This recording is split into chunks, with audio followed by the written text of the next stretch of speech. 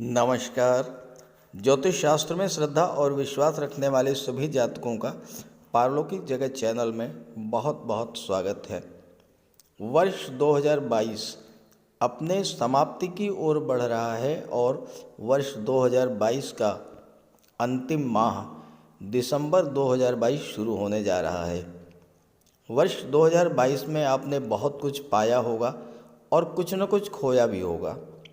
जीवन में बहुत सारे चैलेंजेस भी आए होंगे और बहुत सा समय ऐसा भी मिला होगा जब आपने सुकून महसूस किया होगा, लाइफ को एंजॉय भी किया होगा। नौकरी को लेकर, व्यापार व्यवसाय को लेकर, शादी ब्याह संतान को लेकर, धन को लेकर कभी तो आपके मन में चिंताएं बढ़ी होंगी और कभी आपने राहत महसूस की होगी। हो सकता है अचानक से कोई शुभ या अशुभ घटना भी आपके जीवन में घटित हुई हो और इन सब के पीछे रहा है आपकी कुंडली में ग्रहों का गोचर और साथ ही आपके जीवन में चल रही ग्रहों की दशा का प्रभाव। ज़्यादा विस्तार में तो चर्चा नहीं की जा सकती, लेकिन इस वीडियो में पहले मैं आपको ये बताऊंगा कि वर्ष 2022 में कब कब ग्रहों का गोचर आपके लिए प्रतिकूल प्रभाव लेकर आया था और उस गोचर का आपके जीवन पर क्या प्रभाव पड़ा होगा। फिर हम चर्चा करेंगे माह दिसंबर में वर्ष 2022 जाते जाते आपको क्या कुछ देकर जाने वाला है। ये विश्लेषण आपकी चंद्र राशि के आधार पर किया जा रहा है और वीडियो के अंत में मैं आपको ग्रहों के उपाय भी बताऊंगा। तो चलिए वीडियो शुरू करते हैं।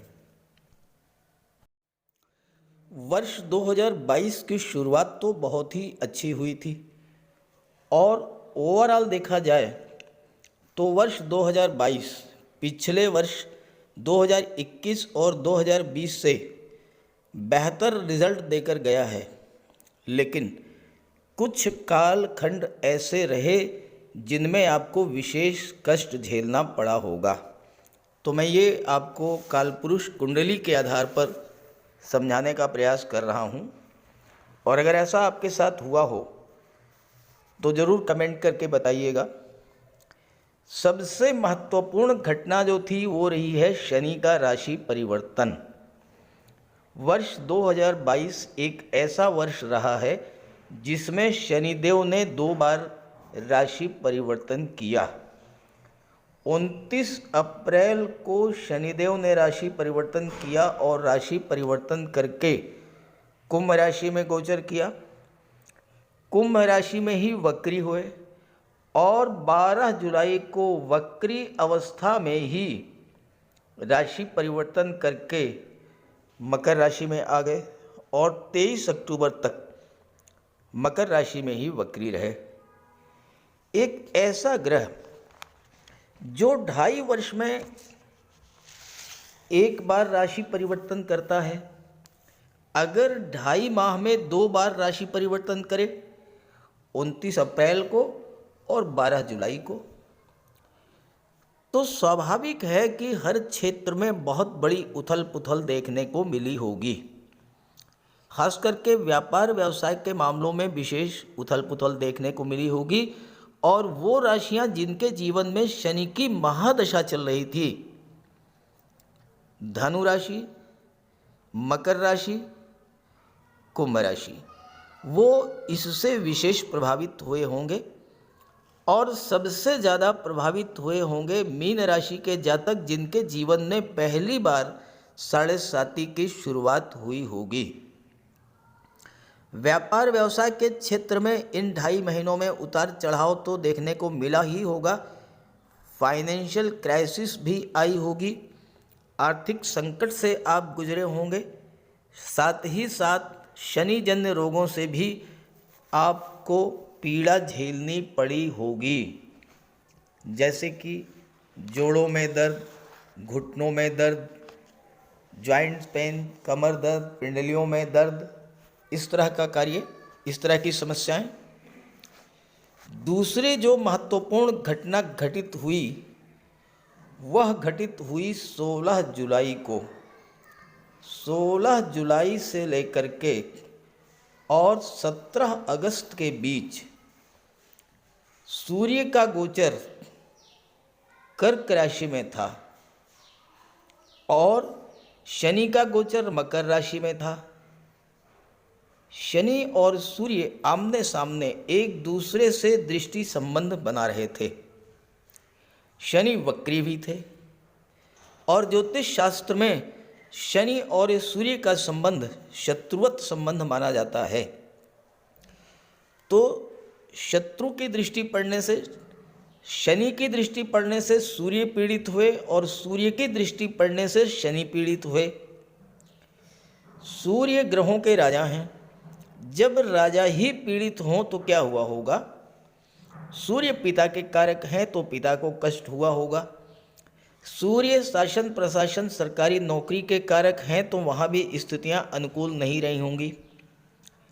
वर्कलोड बढ़ा होगा, अधिकारियों का सहकर्मियों का सहयोग नहीं मिला होगा। प्रमोशन वेतन वृद्धि का मामला था तो उसमें भी रुकावट आई होगी।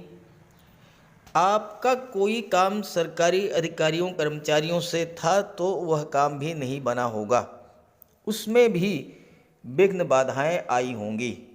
शिक्षा प्रतियोगिता के क्षेत्र में भी बाधाएं आई होंगी और नौकरी प्राप्ति के मामले में भी रुकावट आई होगी। हो सकता है कि आपका सब कुछ फाइनलाइज हो गया हो लेकिन नियुक्ति पत्र ना मिला हो। सूर्य के पीड़ित होने के कारण आप नेत्र कष्ट, हड्डियों के रोगों से, हार्ट प्रॉब्लम्स, एंजाइना पेन, पाचन तंत्र संबंधी रोग, आत्मविश्वास में कमी और माइग्रेन, इन सब समस्याओं से पीड़ित हुए होंगे। जहाँ तक शनि की बात है, शनि तो पहले से ही वक्री चल रहे थे। सूर्य की दृष्टि पड़ने से और भी पीड़ित हुए। शनि कर्म के कारक होते हैं, शनि लाभ के कारक होते हैं, शनि दशम भाव और एकादश भाव के कारक होते हैं। तो शनि के पीड़ित होने का सीधा असर आपके कामकाज पर पड़ा होगा। कार्यों की गति धीमी हुई होगी, कार्यों में रुकावट आई होगी, काम में मन नहीं लगा होगा, आलस्य थकान बढ़ी होगी, आपके मन में उत्साह की कमी रही होगी और सबसे बड़ी बात, फाइनेंशियल क्राइसिस से भी आपको गुजरना पड़ा होगा। आर्थिक संकट भी आपने झेला होगा। साथ ही साथ शनि के प्रभाव से आप घुटनों के रोग, जोड़ों में दर्द, मांसपेशियों में पीड़ा, वायु विकार, एनीमिया, पीलिया, इन सब रोगों से भी ग्रसित हुए होंगे और आपका ज़्यादातर समय इस गोचर काल में अस्पताल और कोर्ट कचहरी के चक्कर लगाने में बीता होगा। अनावश्यक धन की बर्बादी हुई होगी। और तीसरा जो एक और गोचर था जिससे आपको सर्वाधिक पीड़ा हुई होगी, वह थी 27 जून से लेकर के और 10 अगस्त तक का समय। इस कालखंड में राहु और मंगल का अंगारक योग बना। राहु का गोचर मेष राशि में, मंगल का भी गोचर मेष राशि में, तो राहु और मंगल का अंगारक योग बना। अंगारक योग यानी वो योग जो अंगारे के समान जला करके राख कर देता है। इस योग के बनने से आपके मन में किसी बात को लेकर भ्रम की स्थिति बनी होगी, गलत फहमी बढ़ी होगी, अचानक से बहुत अधिक क्रोध आया होगा। क्रोध और उग्रता के कारण कोई ऐसी घटना घट गई होगी जिससे आपका काम तो बिगड़ ही गया होगा, कोर्ट कचहरी की नौबत भी आई होगी। अत्यधिक मानसिक तनाव, बेचैनी, अनजाना सा भय, डिप्रेशन और आर्थिक संकट की स्थिति से गुजरे होंगे आप। हो सकता है कि चोट चपेट, एक्सीडेंट की दुर्घटनाएं भी आपके साथ घटित हुई हों। आपका ऑपरेशन भी इस गोचर काल में हुआ हो या ब्लड से रिलेटेड किसी सांघातिक बीमारी की चपेट में भी आप आए हों। खर्च बेतहाशा बढ़ गया होगा। अस्पताल के कोर्ट कचहरी के चक्कर लगाते लगाते आप परेशान हो गए होंगे और आपके बने बनाए प्लान्स बिगड़ गए होंगे। जीवन साथी, लव पार्टनर, बिजनेस पार्टनर से भी इस गोचर काल में तनाव पैदा हुआ होगा। माता पिता के स्वास्थ्य में भी कमी आई होगी और हो सकता है कि आपको कर्ज भी लेना पड़ा होगा। इसके अलावा जो चौथी घटना रही वो रही वर्ष 2022 में दो सूर्य ग्रहण और दो चंद्र ग्रहण घटित हुए। सूर्य ग्रहण 30 अप्रैल और 25 अक्टूबर को घटित हुआ और सूर्य जब पीड़ित हुए तो स्वाभाविक है कि पूरा चराचर जगत पीड़ित हुआ। चंद्र ग्रहण 16 मई को और दूसरा चंद्र ग्रहण 8 नवंबर को लगा। इन समय भी आपके लिए अच्छा नहीं रहा होगा। जब चंद्रमा पीड़ित तो आपका मन पीड़ित, यानी आप स्वयं पीड़ित। तो इस तरह से कुछ विशेष कालखंडों की मैंने चर्चा की है और इन कालखंडों में अगर आपके साथ जैसा मैंने बताया वैसा आपके साथ हुआ हो तो ज़रूर कमेंट कीजिएगा। हालांकि सबके साथ नहीं हुआ होगा, लेकिन जिसके जीवन में जिस भी ग्रह की महादशा या अंतर्दशा, खास करके सूर्य, शनि, मंगल, राहु, अगर इनकी महादशा या अंतर्दशा गतिमान रही होगी तो निश्चित रूप से कुछ न कुछ समस्याएं इस तरह की ज़रूर आई होंगी। तो ज़रूर कमेंट कीजिएगा।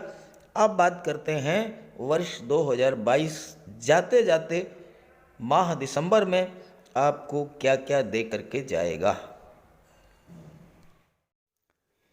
तो ये है मिथुन राशि के जातकों की कुंडली। देखिए, एक होती है जन्म कुंडली। आपके जन्म के समय ग्रहों की जो स्थिति होती है उसके आधार पर जो कुंडली तैयार की जाती है वह होती है जन्म कुंडली। दूसरी होती है गोचर कुंडली, जिसमें ग्रहों की वर्तमान स्थिति के आधार पर फल का कथन किया जाता है। अब ये मिथुन राशि के जातकों की दिसंबर 2022 की गोचर कुंडली आपके सामने है। अब आप यहाँ देखें, आपके लग्न के स्वामी हैं बुध और बुध का गोचर कुंडली के सप्तम भाव में है। शुक्र के साथ युति बना करके लक्ष्मी नारायण योग बना रहे हैं। साथ ही साथ शुक्र और बुध की दृष्टि भी आपके लग्न भाव पर पड़ रही है। देवगुरु का गोचर कुंडली के दशम भाव में है और यहाँ पर देवगुरु हंस राजयोग बना रहे हैं। राहु लाभ के भाव में है, केतु पंचम भाव में है। सूर्य 16 दिसंबर तक छठे भाव में रहेंगे और इसके बाद 16 दिसंबर को 7वें भाव में आ जाएंगे। शनि कुंडली के अष्टम भाव में विपरीत राजयोग बना रहे हैं और भाग्य भाव के स्वामी हैं। मंगल लाभ के स्वामी होकर 12वें भाव में गोचर कर रहे हैं। तो ये तो है ग्रह स्थितियाँ। अब आइए एक एक बिंदु पर विस्तार से चर्चा करते हैं। किसी भी जातक की कुंडली में सबसे महत्वपूर्ण गोचर होता है लग्नेश और भाग्येश का। अब यहाँ देखिए, सबसे पहले बात करते हैं लग्नेश की।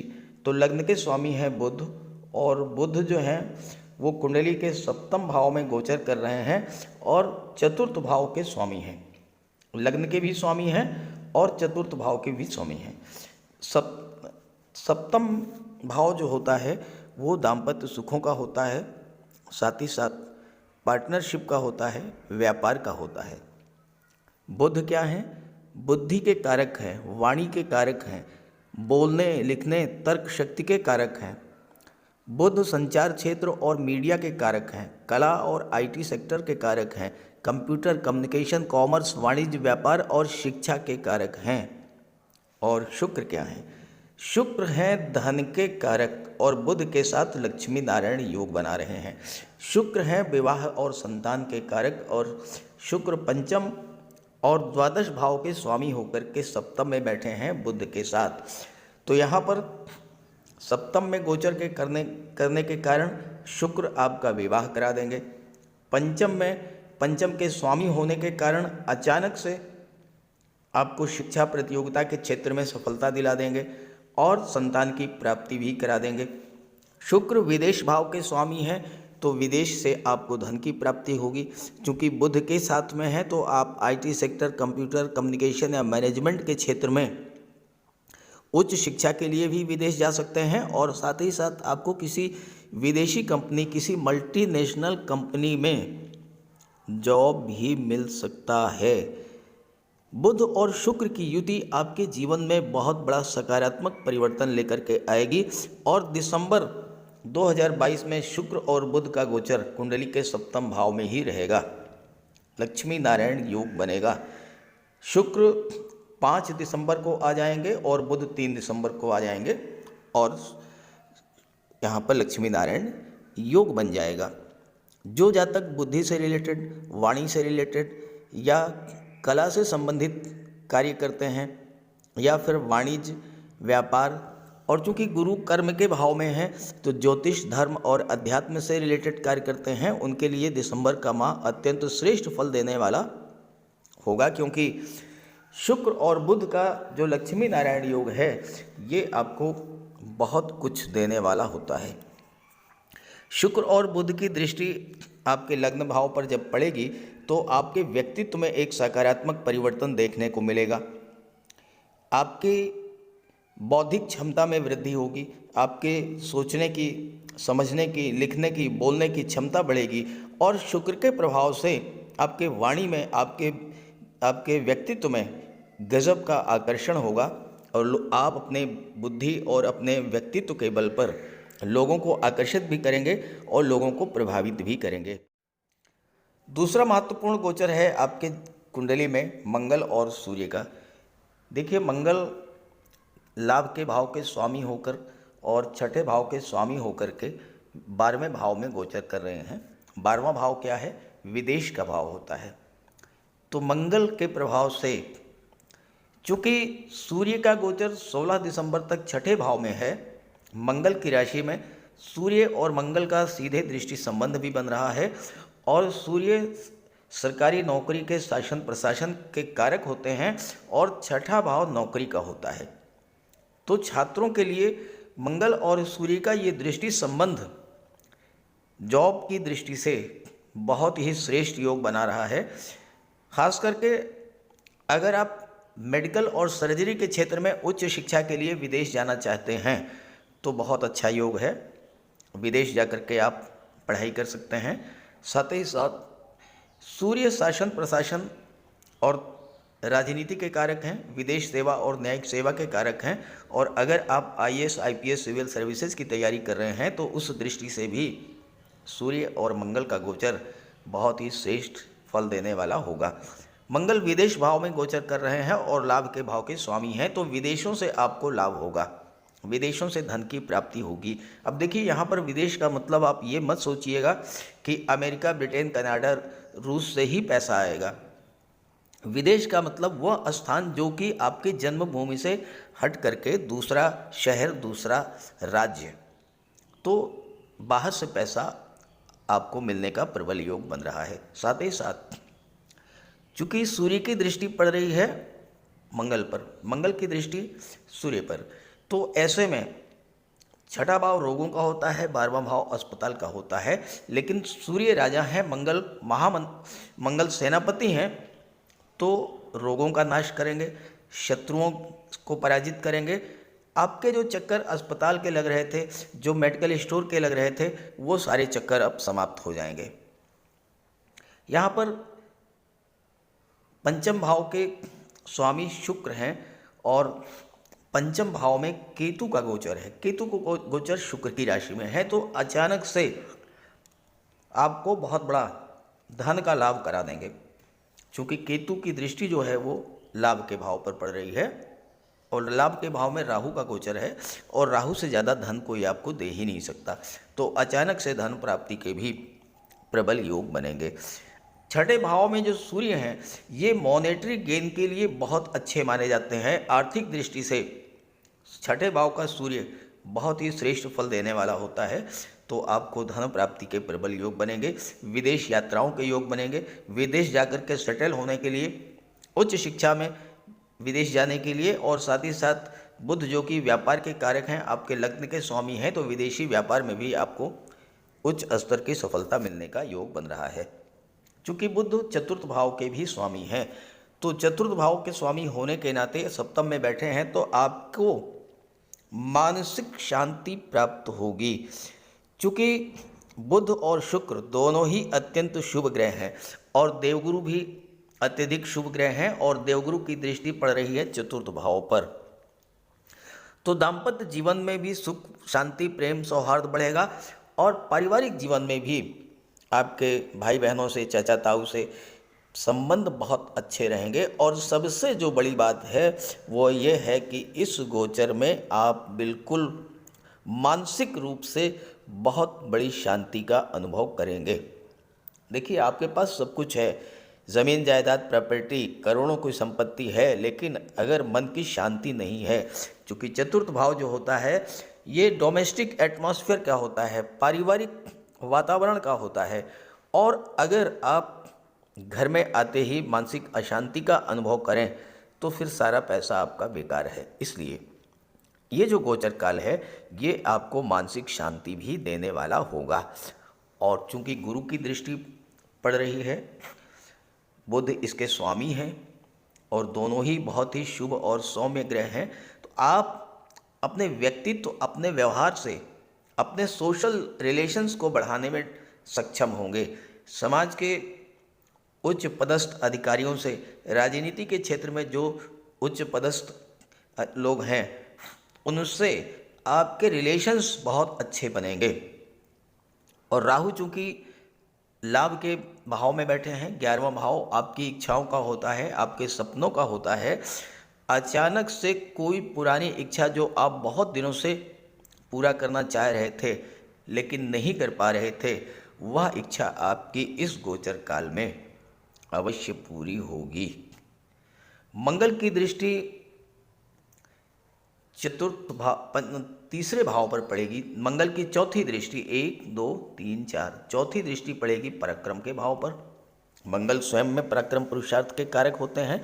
तीसरा भाव यात्राओं का होता है, तो आप विदेश यात्राएं करेंगे। और तीसरे भाव के स्वामी स्वयं सूर्य हैं और मंगल की दृष्टि पड़ रही है, तो यात्राएं आप खूब करेंगे, विदेश यात्राएं होंगी। और ख़ास करके वो लोग जो कि मेडिकल रिप्रेजेंटेटिव हैं या मार्केटिंग के क्षेत्र में कार्य करते हैं, उनके लिए तो बहुत ही अच्छा रहेगा। हालांकि थोड़ा सा आपको सावधान रहना पड़ेगा, क्योंकि मंगल की अष्टम दृष्टि जो है वो सप्तम भाव पर पड़ रही है, तो ये पारिवारिक जीवन में थोड़ा बहुत तनाव और विवाद की स्थिति ज़रूर पैदा करेंगे। तो इसके लिए आप मंगल का उपाय करते रहिए। वैसे भी मंगल 12वें भाव में है, तो आपको बजरंगबली की शरण में चले जाना चाहिए। और 4 महीने तक मंगल 12वें भाव में ही रहेंगे, तो आपकी इच्छा पूर्ति, आपको सफलता जो है वो बजरंगबली की आराधना करने से ही मिलेगी। हनुमान चालीसा का पाठ करते रहें, मंदिर में जाएं मंगलवार को, इस तरह के कार्य आप करते रहें, अपने आप को धर्म और अध्यात्म से जोड़ें, तो उससे आपको बहुत बड़ा लाभ मिलेगा। तीसरा जो सबसे महत्वपूर्ण गोचर है वह शनि और गुरु का है। देखिए, देवगुरु अपनी राशि में है, केंद्र के भाव में है, और हंस महापुरुष राजयोग बना रहे हैं। दशम भाव क्या होता है? दशम भाव आपका कैरियर, आपका प्रोफेशन होता है। और चूँकि यहाँ हंस राजयोग बन रहा है, हंस राजयोग आपके अंदर वह बौद्धिक क्षमता, निर्णय लेने की वो क्षमता, समस्याओं को सॉल्व करने की वो क्षमता डेवलप करेगा, जिससे कि आप कार्यस्थल पर आ रही किसी तरह की कोई भी समस्या हो उसका समाधान आप बहुत आसानी से ढूंढ लेंगे। और अगर आप एज ए काउंसलर काम कर रहे हैं, वकालत के क्षेत्र में हैं, या लीगल एडवाइज़र हैं, फाइनेंशियल एडवाइज़र हैं, या फिर आप शिक्षक के रूप में काम कर रहे हैं, बैंकिंग सर्विसेज में हैं, या आप धर्मगुरु, पुरोहित, कथावाचक या धार्मिक कर्मकांड कराते हैं, तो देवगुरु का गोचर दशम भाव में है, आपके लिए बहुत ही श्रेष्ठ रहेगा।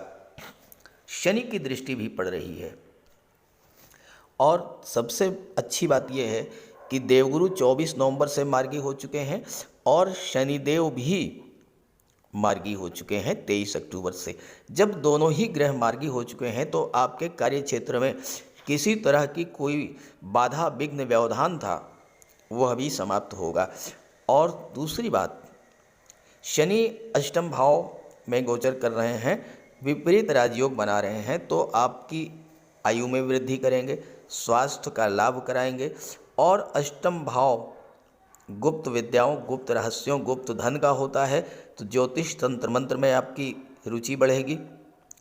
साथ ही साथ शनि की दृष्टि, सप्तम दृष्टि और देवगुरु की पंचम दृष्टि दोनों ही धन के भाव पर पड़ रही है। तो आपको धन की प्राप्ति, गुप्त धन की प्राप्ति प्रबल योग बनता है। गुप्त धन यानी वो पैसा जो कि आपको बिना किसी परिश्रम के मिल जाए, लॉटरी से मिल जाए, शेयर से मिल जाए, कोई पैतृक संपत्ति मिल जाए, वसीयत या विरासत के माध्यम से धन की प्राप्ति हो जाए, कोई बीमा पॉलिसी मैच्योर हो जाए, कोई क्लेम मिल जाए, इंश्योरेंस के क्षेत्र से मिल जाए, या फिर ससुराल पक्ष से आपका विवाह हो जाए, ससुराल से धन की प्राप्ति हो जाए। और शनि चूँकि अष्टम भाव के कारक होते हैं और कर्म के भाव पर दृष्टि डाल रहे हैं, तो अगर आप शनि से संबंधित कार्य कर रहे हैं तो वहाँ भी आपको सफलता मिलेगी। आप रियल एस्टेट से जुड़े हैं, प्रॉपर्टी डीलिंग का कार्य करते हैं, कंस्ट्रक्शन का कार्य करते हैं, आर्किटेक्ट हैं, बिल्डर हैं, या फिर आप petrol, diesel, gas, mines, minerals का कार्य करते हैं, केमिकल प्रोडक्ट्स, रबर, स्क्रैप या मेडिसिन से जुड़े हुए हैं, कोयले का कार्य करते हैं, सीमेंट सरिये का काम करते हैं, बिल्डिंग मटेरियल सप्लायर हैं, ट्रांसपोर्ट का काम करते हैं, तो ऐसे सभी क्षेत्रों में शनि की दृष्टि पड़ने के कारण, चूँकि शनि मार्गी हो चुके हैं, तो कार्यों में जो शिथिलता आई थी वो दूर होगी और आप अपने कर्म क्षेत्र में बहुत तेज़ी से आगे बढ़ेंगे। देवगुरु की दृष्टि चतुर्थ भाव पर पड़ेगी तो परिवार में सुख शांति और साथ ही साथ वाहन आप खरीद सकते हैं, ज़मीन जायदाद प्रॉपर्टी खरीद सकते हैं। और शनिदेव की जो दशम दृष्टि है ये पड़ेगी पंचम भाव पर, शुक्र की राशि पर, और शनि और शुक्र प्रबल मित्र हैं, तो शनि की ये दृष्टि संतान की प्राप्ति भी करा सकती है, शिक्षा प्रतियोगिता के क्षेत्र में आ रही विघ्न बाधाओं को दूर करने वाली होगी, और साथ ही साथ आपके लव रिलेशंस को भी स्ट्रॉन्ग करेगी।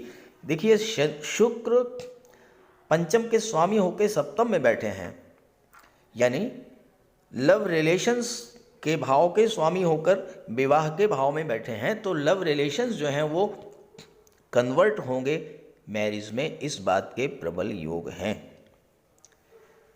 तो कुल मिलाकर के दिसंबर का महीना मिथुन राशि के जातकों के लिए बहुत ही श्रेष्ठ लाभ की स्थितियां लेकर के आ रहा है। लेकिन आपके जीवन में जिस ग्रह की महादशा या अंतर्दशा गतिमान हो, चूँकि ग्रह अपना पूरा फल तभी देते हैं जब उस ग्रह की दशा या महादशा एक्टिवेट हो, तो उसका उपाय करें। साथ ही साथ आपकी जन्म कुंडली में जो ग्रह कमज़ोर स्थिति में है उनका भी उपाय करें। तो चलिए बात करते हैं उपायों पर। किसी भी जातक की कुंडली में बनने वाले राजयोगों का संपूर्ण लाभ उसे तब मिल पाता है जब राजयोग बनाने वाले ग्रह कुंडली में मजबूत स्थिति में हों। और ज्योतिष शास्त्र में ग्रहों को बल प्रदान करने के लिए उपायों की व्यवस्था की गई है। तो अगर आपकी जन्म कुंडली में राजयोग बनाने वाले ग्रह कमज़ोर स्थिति में हैं, अंश बल से कमज़ोर हैं, तो ग्रहों का उपाय ज़रूर कीजिए। इससे ग्रहों को बल प्राप्त होगा और आपको राजयोग का संपूर्ण लाभ प्राप्त हो पाएगा। सबसे पहले मंगल की बात करते हैं। इसके लिए बजरंगबली की उपासना कीजिए, हनुमान जी की आराधना कीजिए, हनुमान चालीसा का पाठ कीजिए, हनुमान जी के मंदिर में जाकर के उनके चरणों में बैठिए और उनके चरणों का सिंदूर अपने मस्तक पर धारण कीजिए। मंगलवार के दिन स्नान के बाद लाल वस्त्र धारण कीजिए, मंगलवार का व्रत रखिए। हनुमान जी को सिंदूर में चमेली का तेल मिला करके अर्पित करें। हनुमान जी को चोला चढ़ाएं और मूंगा धारण कर सकते हैं, लेकिन किसी योग्य ज्योतिषी से परामर्श लेकर। और मंगलवार के दिन लाल वस्त्र, गेहूं, गुड़ और तांबे का दान करने से भी मंगल को बल प्राप्त होता है। जहाँ तक देवगुरु की बात है, देवगुरु बृहस्पति को प्रसन्न करने के लिए गुरुवार का व्रत रखिए। 5 गुरुवार, 11 या 43 गुरुवार का व्रत रखें। घर में केले का एक वृक्ष लगा लें और उसकी सेवा करें। स्नान करते समय पानी में हल्दी या केसर मिलाकर स्नान करें और हल्दी या केसर का तिलक लगाएं। भूल करके भी गुरु, साधु, संतों का, माता पिता का अपमान ना करें। माता पिता, गुरु और वृद्धों का सम्मान करें, उनकी सेवा करें और उनका आशीर्वाद प्राप्त करें। तोते को चने की दाल खिलाएं, इससे बुध और गुरु दोनों प्रसन्न होते हैं। पुखराज भी धारण कर सकते हैं गुरुवार के दिन, लेकिन योग्य ज्योतिषी का परामर्श लेकर ही कोई रत्न धारण करें। ज़्यादा बेहतर ये है कि हल्दी की एक गांठ पीले वस्त्र में बांधकर अपने बाजू में बांध लीजिए और पीले रंग के वस्त्रों का ज़्यादा प्रयोग कीजिए। चादर, तकिए, गिलाफ ये सब पीले रंग के रखिए, पर्दे। शुक्र को बल प्राप्त हो, इसके लिए माता लक्ष्मी की उपासना कीजिए और 21 या 31 शुक्रवार को व्रत रखें। शुक्रवार के दिन सफ़ेद रंग के वस्त्र, चीनी, चावल, दूध और दही, घी से बने पदार्थों का सेवन करें। और शुक्रवार के दिन सफ़ेद वस्त्र, चावल, चीनी, घी, श्रृंगार सामग्री, कपूर, मिश्री और दही, इन सब चीज़ों का यथाशक्ति दान करें। डायमंड धारण कर सकते हैं, लेकिन हीरा धारण करने से पहले योग्य ज्योतिषी का परामर्श ले लें। महिलाओं का सम्मान करें। शुक्रवार के दिन कन्याओं को खीर और मिष्ठान का भोजन कराएं। इत्र का प्रयोग करें। घर को साफ सुथरा रखें और भगवान शिव को श्वेत पुष्प अर्पित करें। जहाँ तक बुध की बात है, तो बुधवार के दिन तुलसी का पौधा लगाकर उसकी सेवा करें। गाय की सेवा करें, गाय को हरा चारा खिलाएं। हरियाली बढ़ाने वाले पौधे लगाएं और दान करें पौधों का, क्योंकि बुध को हरा रंग अत्यंत प्रिय है। बुधवार को घर के मेन डोर पर 5 पल्लों का तोरण लगा दें और किन्नर को दान देकर उसका आशीर्वाद प्राप्त करें। देवी दुर्गा के मंदिर में हरे रंग की चूड़ियाँ दान करें। गणेश जी की उपासना करें और साबुत हरी मूंग हरे कपड़े में बांधकर अर्पित करें। बुधवार के दिन हरे रंग के रुमाल, मोजे और टाई का प्रयोग करें। ओम बुम बुधाय नमः इसका एक माला जाप करें।